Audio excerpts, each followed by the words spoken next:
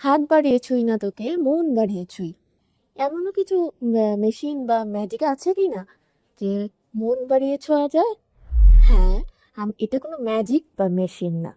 এটি একটি সায়েন্টিফিক পদ্ধতি যেটার মাধ্যমে আমরা আপনাদের মনের ভেতরে সুখ, দুঃখ, কষ্ট এবং এগুলো বের করে এনে সমস্যাগুলোকে আইডেন্টিফাই করার চেষ্টা করি এবং সেই অনুযায়ী প্রবলেম সলিউশনের দিকে যাওয়ার চেষ্টা করি। এটি কি? এটি হচ্ছে সাইকোথেরাপি। হ্যাঁ, আমি সাইকোথেরাপি বা মেন্টাল হেলথ কাউন্সেলিংয়ের কথাই বলছি। সাইকোথেরাপি বা মেন্টাল হেলথ কাউন্সেলিং আসলে কি? এটি একটি টক থেরাপি। টক থেরাপি শুনলেই অনেকের মনে হতে পারে যে কথা বলে শেয়ার করে মন ভালো করে দিলেই তো সেটাই টক থেরাপি। আসলে ব্যাপারটা তা নয়।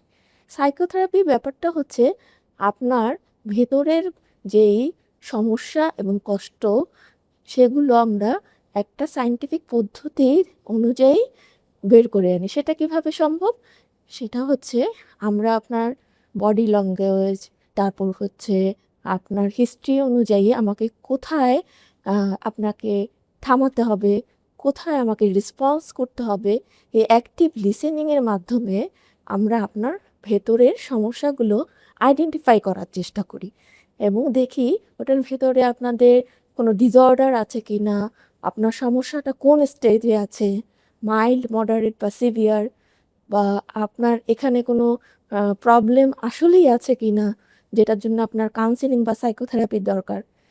এই অনুযায়ী আমরা এই মেন্টাল হেলথ কাউন্সেলিংটা করে থাকি। কিন্তু টক থেরাপি যদি আমরা বলি যে বন্ধুর সাথে কথা বললে, শেয়ার করলে মন ভালো হয়ে যাওয়া, এটা টেম্পোরারি একটা সলিউশন। সেক্ষেত্রে কিছুটা ভেন্টিলেশন হয়, আমরা আমাদের বন্ধুদের সাথে শেয়ার করতেই পারি, কিন্তু সেটা সাইকোথেরাপি না। এই সাইকোথেরাপিটা একমাত্র প্রফেশনালরাই দিতে পারেন, যারা এই নলেজ গেইন করেছেন। সাইকোথেরাপিটা মাধ্যমে আমরা কি ভালো হতে পারি? আমাদের কোনো সমস্যা, যেমন দীর্ঘদিনের অনেক সমস্যা জমে থাকে, সেটা কি সম্ভব উইদাউট মেডিকেশন সাইকোথেরাপি নিয়ে ভালো হওয়া? হ্যাঁ, এখানে ডিপেন্ড করে আপনার সমস্যাটা কত দিনের। আমরা সেই অনুযায়ী আপনাকে স্টেজে দেখি যে আপনি কি মাইল্ড, মডারেট বা সিভিয়ার কেসে আছেন কি না। যদি সেটা মাইল্ড স্টেজে হয়, সেটা উইদাউট মেডিকেশন সাইকোথেরাপি দিয়ে সমস্যার সমাধান করা সম্ভব।